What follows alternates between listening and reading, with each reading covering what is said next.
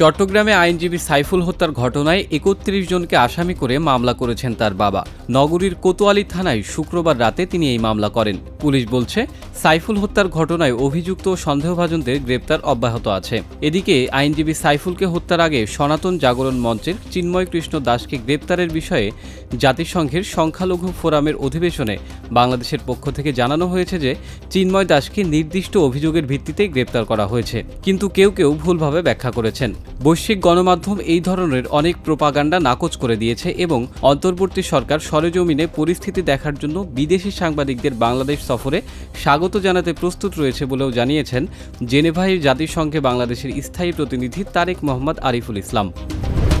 বাংলাদেশে হিন্দুদের নিরাপত্তা ও বর্তমান পরিস্থিতি নিয়ে ভারতীয় গণমাধ্যমের ভুল প্রচারণার বিরুদ্ধে সত্য দিয়ে লড়াই করার আহ্বান জানিয়েছেন প্রধান উপদেষ্টার প্রেস সচিব শফিকুল আলম। তিনি বলেন, বাংলাদেশের গল্পগুলো এখানের সাংবাদিকদের নিজেদের মতো করে বলতে হবে, অন্যথায় বিদেশিরা তাদের পছন্দ অনুযায়ী আখ্যান প্রতিষ্ঠা করবে।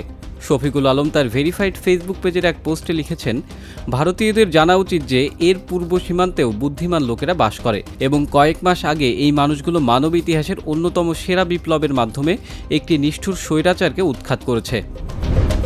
10 দিনের সফরে লন্ডনের উদ্দেশ্যে ঢাকা ছেড়েছেন বিএনপি মহাসচিব মির্জা ফখরুল ইসলাম আলমগীর। শনিবার সকালে বাংলাদেশ বিমানের একটি ফ্লাইটে সস্ত্রীক ঢাকা ত্যাগ করেন তিনি। লন্ডনে তিনি বিএনপির দলীয় অনুষ্ঠানের পাশাপাশি দলের ভারপ্রাপ্ত চেয়ারম্যানের সঙ্গে একান্ত বৈঠকে মিলিত হবেন। দলের চেয়ারপারসন খালেদা জিয়ার চিকিৎসা, তারেক রহমানের দেশে প্রত্যাবর্তন, সব দলের মতামতের ভিত্তিতে প্রণীত রাষ্ট্র কাঠামো মেরামতের 31 দফার রূপরেখা এবং চলমান পরিস্থিতিতে বিএনপিকে সাংগঠনিকভাবে আরও গতিশীল করার লক্ষ্য নির্ধারণের ইস্যুতে মির্জা ফখরুল লন্ডনে যাচ্ছেন বলে দলীয় সূত্রে জানা গেছে। কক্সবাজারের টেকনাফে বাহারছড়া ঢালায় অস্ত্রের মুখে জিম্মি করে ট্রাকের 6 শ্রমিককে অপহরণ করেছে দুর্বৃত্তরা। শনিবার সকালে এ ঘটনা ঘটে। টেকনাফের হোয়াইকং স্টেশন থেকে 7-8 জন শ্রমিক শামলাপুর যাচ্ছিলেন। পথে বাহারছড়া ঢালায় অজ্ঞাত অস্ত্রধারীরা তাদের গাড়ি থামিয়ে 6 জন শ্রমিককে অপহরণ করে নিয়ে যায়। ঘটনাটি জানাজানি হলে পুলিশ দ্রুত অভিযান শুরু করে। এক পর্যায়ে 3 শ্রমিককে মুক্তি দেওয়া হলেও 3 জন এখনও নিখোঁজ। পুলিশ জানায়, অপহৃতদের উদ্ধারের চেষ্টা চলছে, তবে তাদের অবস্থান এখনও নিশ্চিত নয়। মিরপুরে দ্বিতীয় ওয়ানডেতে আয়ারল্যান্ডকে 5 উইকেটে হারিয়েছে বাংলাদেশের নারীরা। 3 ম্যাচের ওয়ানডে সিরিজের 1 ম্যাচ হাতে রেখেই সিরিজ জয় নিশ্চিত করল তারা। আয়ারল্যান্ডের দেয়া 194 রানের লক্ষ্য তাড়া করতে নেমে 5 উইকেট হাতে রেখেই জয় নিশ্চিত করে স্বাগতিক দল। 89 বলে 50 রান করেন ফারজানা। সুপ্তার ব্যাট থেকে আসে 43 রান।